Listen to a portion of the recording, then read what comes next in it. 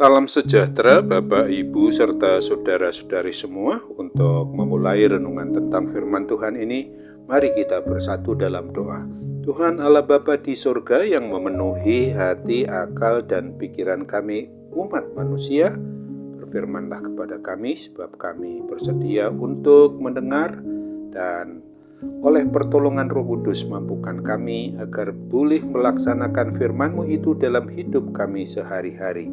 Hanya dalam nama Tuhan Yesus kami mohon kepadamu. Amin. Sebagai nas renungan firman Tuhan pada hari ini diambil dari 2 Korintus 1 ayat 9 yang berbunyi, hal itu terjadi supaya kami jangan menaruh kepercayaan pada diri kami sendiri, tetapi hanya kepada Allah yang membangkitkan orang-orang mati. Sebagai tema yang diangkat dari nas renungan kita ini adalah tidak menaruh kepercayaan pada diri sendiri. Apakah orang-orang masih mendoakanku? Itulah salah satu dari pertanyaan awal yang diajukan oleh seorang misionaris atau seorang pekabar Injil kepada istrinya setiap kali ia dikunjungi di dalam penjara. Sang pekabar Injil Kristus ini telah difitnah dan dipenjara selama 2 tahun karena iman percayanya kepada Tuhan Yesus. Hidupnya sering berada dalam bahaya karena kondisi dan kebencian yang dideritanya di penjara, dan umat Tuhan di berbagai penjuru dunia terus mendoakannya dengan sungguh-sungguh. Pekabar Injil Kristus itu hanya ingin memastikan bahwa mereka tidak berhenti untuk mendoakannya, karena ia percaya Allah memakai doa-doa mereka dengan cara yang luar biasa. Doa-doa kita untuk orang lain, khususnya mereka yang sedang dianiaya karena iman percayanya kepada Kristus, maka adalah suatu anugerah yang sangat berarti. Rasul Paulus menyatakan hal ini ketika di dalam surat kepada jemaat maupun umat Kristen yang ada di Korintus. Ia menceritakan berbagai kesusahan yang dihadapinya dalam pelayanan untuk mengabarkan Injil Kristus. Beban yang dipikulnya begitu besar dan begitu berat sampai ia telah putus asa. Akan tetapi ia lalu menceritakan bagaimana Tuhan Allah melepaskannya dan menjelaskan sarana yang dipakai Kristus itu untuk menolongnya, seperti apa yang dituliskan dalam 2 Korintus 1 ayat 10 dan 11 ini. Kepadanya kami menaruh pengharapan kami bahwa Ia akan menyelamatkan kami lagi, karena kamu juga turut membantu mendoakan kami. Tuhan Allah Bapa berkarya melalui doa-doa kita untuk menggenapi perkara besar yang membawa kebaikan bagi hidup anak-anaknya. Salah satu cara terbaik mengasihi sesama umat manusia adalah dengan mendoakan mereka, karena melalui itu kita membuka jalan bagi datangnya pertolongan yang hanya dapat diberikan oleh Tuhan Allah. Ketika kita berdoa bagi orang lain, kita mengasihi mereka di dalam kekuatannya. Tiada yang lebih besar dan lebih mengasihi daripada Allah.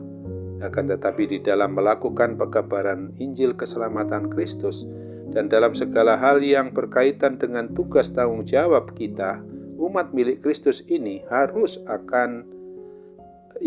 akan firman Tuhan sebagaimana yang dituliskan dalam Yeremia 17 ayat 5, ayat 7 dan ayat 8 ini.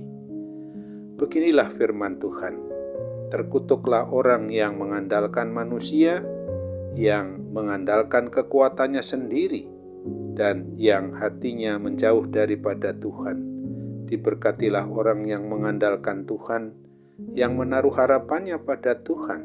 Ia akan seperti pohon yang ditanam di tepi air, yang merambatkan akar-akarnya ke tepi batang air, dan yang tidak mengalami datangnya panas terik, yang daunnya tetap hijau, yang tidak khawatir dalam tahun kering, dan yang tidak berhenti menghasilkan buah.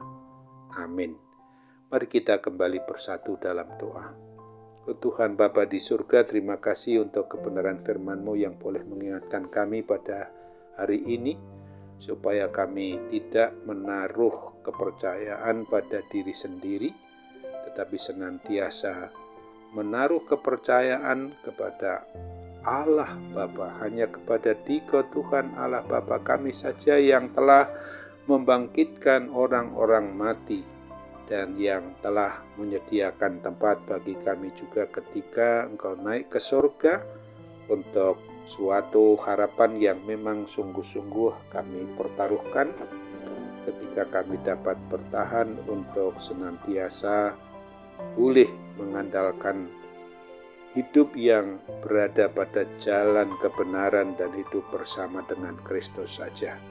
Bapa, ketika kami juga sedang menghadapi hal-hal yang membuat kami begitu teraniaya, baik secara batin maupun juga kerohanian kami, terlebih ketika kami dalam posisi yang memang sedang tidak sehat, baik itu hal-hal yang berkaitan dengan tubuh jasmani kami ini, terlebih dalam kerohanian kami, supaya Tuhan campur tangan melalui kuasa Roh Kudus untuk boleh menguatkan kami, memampukan kami untuk benar-benar tidak mengandalkan kekuatan maupun kuasa atau keberadaan kami yang serba terbatas dalam segala hal ini, Bapa.